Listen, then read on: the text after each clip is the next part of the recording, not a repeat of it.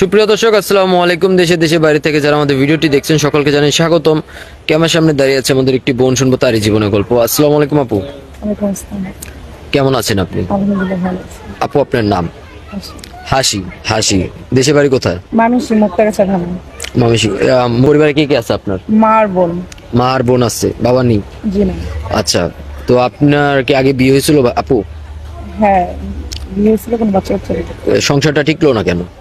Husband নেশা করতে যেতেন। হাজবেন্ড নেশা করতো, মারধর করতো? জি। আচ্ছা, তো এখন তো ডিভোর্স হয়ে গেছে তাই না? জি। তো এখন একটা পাত্র চাচ্ছেন, জি। তো কিরকম বয়সে পাত্রকে বিয়ে করতে চাচ্ছেন?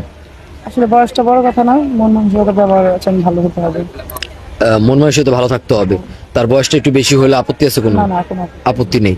আচ্ছা, যদি তার বেবি থাকে, বাচ্চা কাচ্চা থাকে আগে ঘরের, আচ্ছা, ওটা সমস্যা নেই, তার বাচ্চা নেই, আমার বাচ্চা। অ্যাকসেপ্ট করবেন আপনি? কোনো আপত্তি হবে না? আচ্ছা আপু, আপনি কি একটা বয়স্ক লোককে বিয়ে করতে চাবেন? অবশ্যই, কেন না? আমার তো এরকম বয়স হতে পারতো, তাই না? হুম। তো আপনি একটা, তো এখন আপনার বয়স কত চলছে? 26। তো একটা বয়স্ক লোককে কেন বিয়ে করবেন? আসলে তার মন মানসিকতা ভালো, ওই জন্য। মনে হয় সেটা ভালোর জন্য। আচ্ছা, যদি কোনো অনেক ভাইয়ারা আছে যারা আমাদের ভিডিওটা দেশ এবং প্রবাস থেকে দেখে, বেশিরভাগ অধিকাংশ প্রবাস থেকেই দেখে, তো অনেক ভাইরা আছে যারা 1 বছর 2 বছর অথবা 3 বছর আসতে পারবে না। রিসেন্টলি ওনারা গেছে, এই মাত্রই গেল, বাইরে গেছে। তো ওনারা যদি আপনাকে ভিডিও কলের মাধ্যমে কাজে এনে যদি বিয়ে করে রাখে, আপনি থাকতে পারবেন? হ্যাঁ, অবশ্যই, কেন না?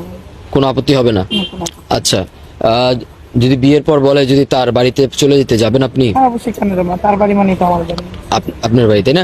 আচ্ছা আপু, আপনি গ্রামে কাজকর্ম পারেন? হ্যাঁ, যেহেতু গ্রামের মেয়ে, পাঠাতে হবে। আর সব কাজকর্ম পারেন আপনি? ধান কাটা, শুকানো, আবিজাবি, হ্যাঁ, গরু, পারি। গোবর হাতাতে পারবেন? সেটা কেন পারবো না?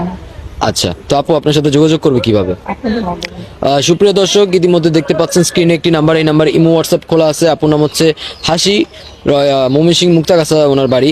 কেউ যদি ওনাকে বিয়ে করতে চান, ডিভোর্সে একটি বোন আমাদের, কেউ যদি বিয়ে করতে চান অবশ্যই আমাদের সাথে যোগাযোগ করবেন, আমরা ওনার সাথে যোগাযোগ করে দিব, কথা বলিয়ে দিব। আচ্ছা আপু, নামাজ কালাম পড়েন? হ্যাঁ, অবশ্যই। 5 ওয়াক্ত পড়েন? আচ্ছা, বিয়ের পর যদি স্বামী আপনাকে যদি বাইরে নিয়ে যেতে চায়, প্রবাসে যাবেন? হ্যাঁ, অবশ্যই যাবো। কোনো আপত্তি হবে না তো আপনি? আচ্ছা, বিয়ের পর যদি স্বামীর বাবা মাকে একসাথে নিয়ে খেতে চান নাকি আলাদা?